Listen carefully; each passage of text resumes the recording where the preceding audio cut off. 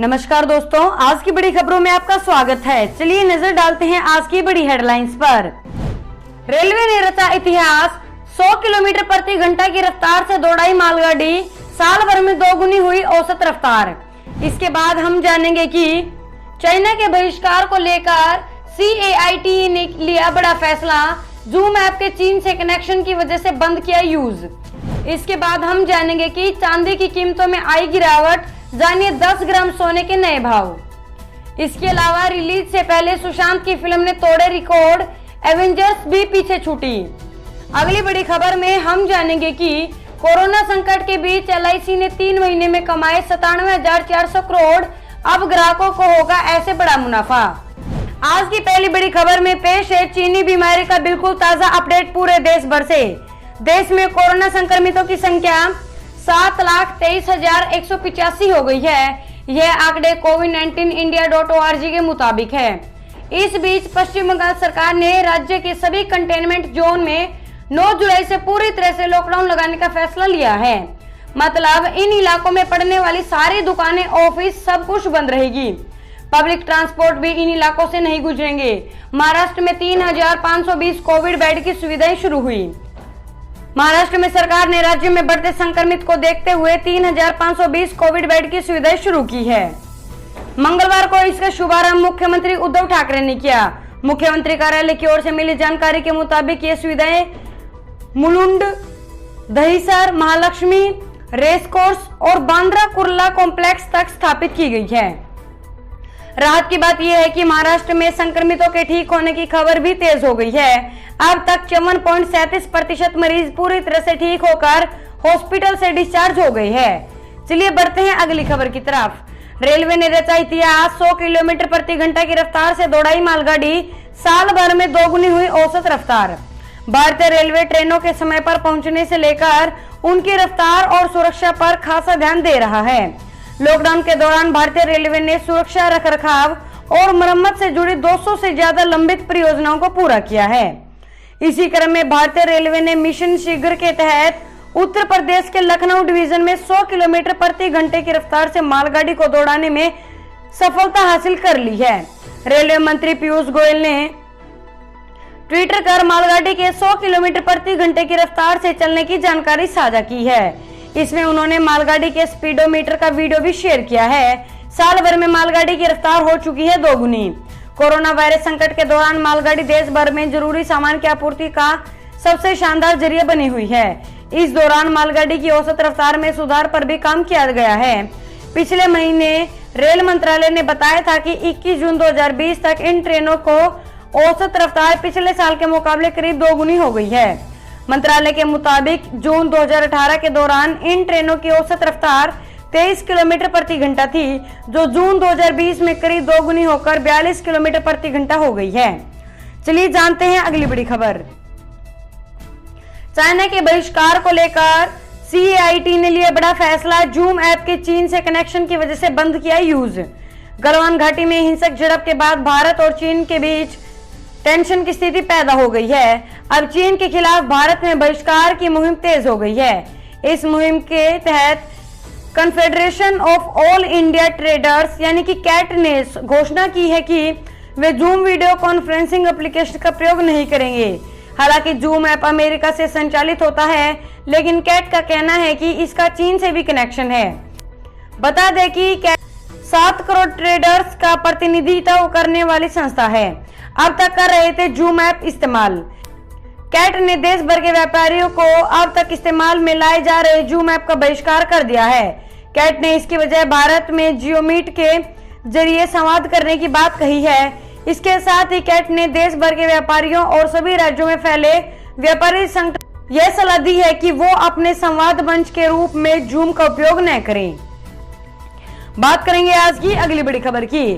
चांदी की कीमतों में आई गिरावट, जानिए 10 ग्राम सोने के नए भाव। अंतर्राष्ट्रीय सत्र पर आई तेजी और रुपए में आई कमजोरी के चलते घरेलू बाजार में सोने की कीमतें फिर से बढ़ गई है। HDFC सिक्योरिटीज ने बताया कि मंगलवार को दिल्ली सराफा बाजार में चांदी के दाम 249 रुपए प्रति किलोग्राम कम हो गए हैं। वहीं आज दिल्ली सराफा बाजार में सोने के दाम 102 रुपए प्रति 10 ग्राम की तेजी आ गई है। आपको बता दें कि सोमवार को दिल्ली सराफा बाजार में सोने के भाव में 42 रुपए प्रति 10 ग्राम की गिरावट दर्ज की गई थी। इसके बाद यहां सोने के भाव गिरकर 48,964 रुपए प्रति 10 ग्राम पर आ गया था। सोने की नई कीमतें। दिल्ली सराफा बाजार में मंगलवार को 99.9% वाले शुद्ध सोने की कीमतें 49,126 रुपए प्रति 10 ग्राम से बढ़कर 49,228 रुपए प्रति 10 ग्राम हो गई है।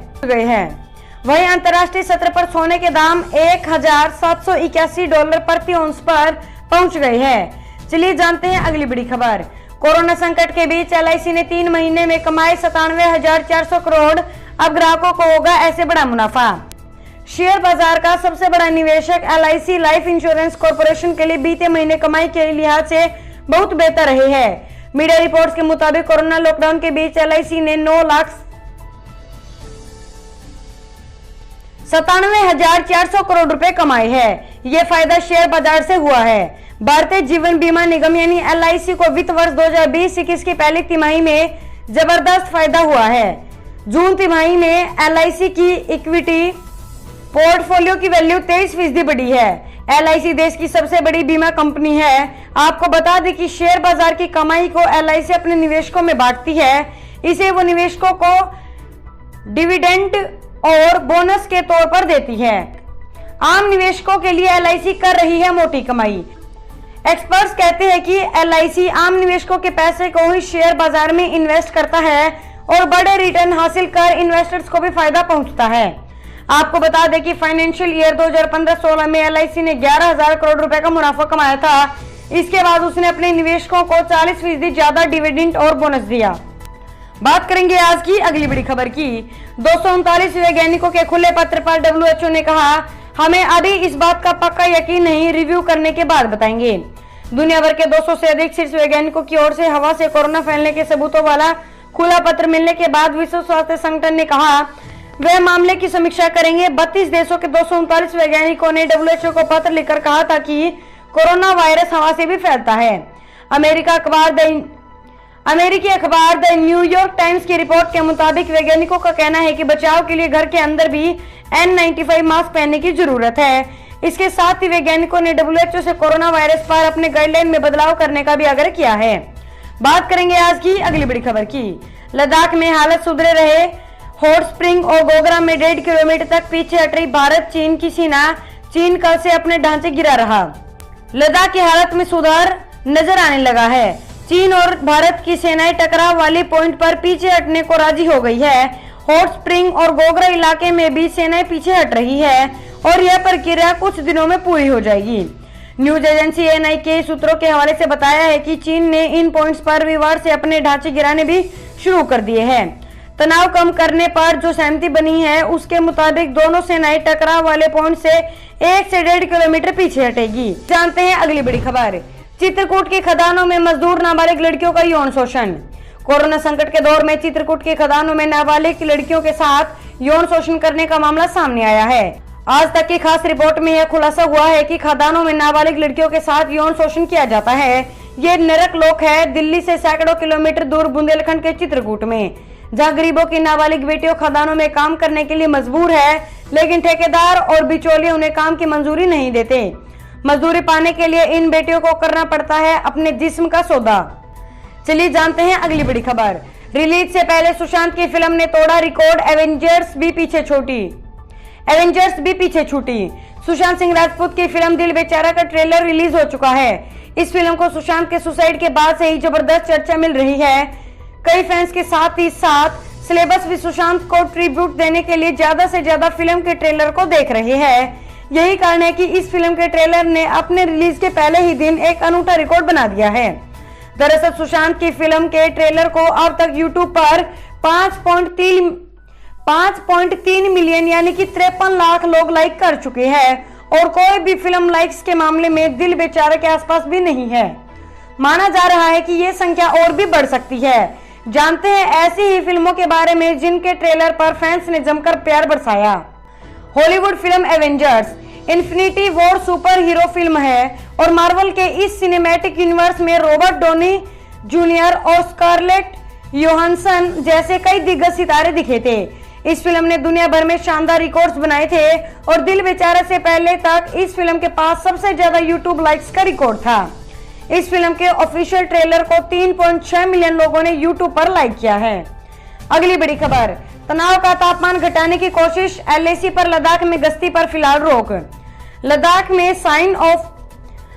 में एलएसी पर स्थितियां सामान्य होने के बाद गश्ती शुरू होगी। बताया जा रहा है कि एलएसी पर संयुक्त रूप से कैंपों के रिलोकेशन और विश्वास बहाली को लेकर सत्यापन किए जाने और सभी चरणों के पूरा होने के बाद गश्ती शुरू होगी। फिलहाल लाइन ऑफ एक्चुअल कंट्रोल पर दोनों पक्षों यानी भारत और चीन की सहमति से गश्ती नहीं हो रही है। गश्ती पर रोक इसलिए लगाकर रखी गई है कि मौजूदा हालात में ऐसी कोई घटना या हिंसक झड़प न हो जाए जिससे तनाव और बढ़ जाए। चलिए जानते हैं अगली बड़ी खबर। सरकार ने दी राहत, अब बिटिया के नाम 31 जुलाई तक खुलवाइए खाता। केंद्र सरकार ने सुकन्या समृद्धि योजना में अकाउंट खोलने वालों को बड़ी राहत दी है। सरकार ने कोरोना संकट की वजह से ये छूट दी है। सरकार की ओर से जारी किए गए नोटिफिकेशन के मुताबिक अब 25 मार्च से 30 जून 2020 के बीच जो भी बेटियां 10 साल की उम्र पूरी कर रही है वह अपना खाता खुलवा सकती है। दरअसल लॉकडाउन की वजह से इस योजना में जो भी माता पिता अपनी बेटियों का खाता नहीं खुलवा पाए थे वो अब 31 जुलाई तक आसानी से खुलवा सकते हैं। पहले के नियमों के मुताबिक जन्म से 10 साल की उम्र पूरी करने वाली बेटियों का ही सुकन्या समृद्धि योजना के तहत खाता खुलवाने की इजाजत थी, लेकिन लॉकडाउन के दौरान बड़ी संख्या में माता पिता अपनी बेटियों का सुकन्या समृद्धि योजना के तहत खाता नहीं खुलवा पाए थे। बात करेंगे आज की अगली बड़ी खबर की। चीनी कंपनियों को वापस भेजने की तैयारी में भारत, इनसे जुड़े 50 निवेश प्रस्तावों की समीक्षा कर रही सरकार। चीन से चल रहे विवाद के बीच भारत सरकार नई स्क्रीनिंग पॉलिसी के तहत बड़ा फैसला लेने की तैयारी में है। रॉयटर्स के मुताबिक सरकार चीनी कंपनियों से जुड़े लगभग 50 निवेश प्रस्तावों की समीक्षा कर रही है। भारत सरकार ने अप्रैल में नए नियमों का ऐलान किया था।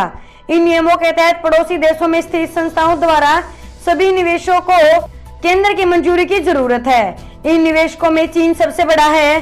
भारत के नए नियमों की चीनी निवेशकों और बीजिंग ने कड़ी आलोचना की है और इसे नीतिगत भेदभाव बताया है। नए निवेश नियमों का उद्देश्य कोरोना वायरस संकट के दौरान अवसरवादी अधिग्रहण को रोकना है। दोस्तों, इस वीडियो को लेकर आपका क्या कहना है हमें कमेंट करके जरूर बताएं। वीडियो को लाइक करें और चैनल को सब्सक्राइब करके घंटी के बटन को दबाएं। साथ ही साथ अपने दोस्तों के साथ इस वीडियो को ज्यादा से ज्यादा शेयर करें।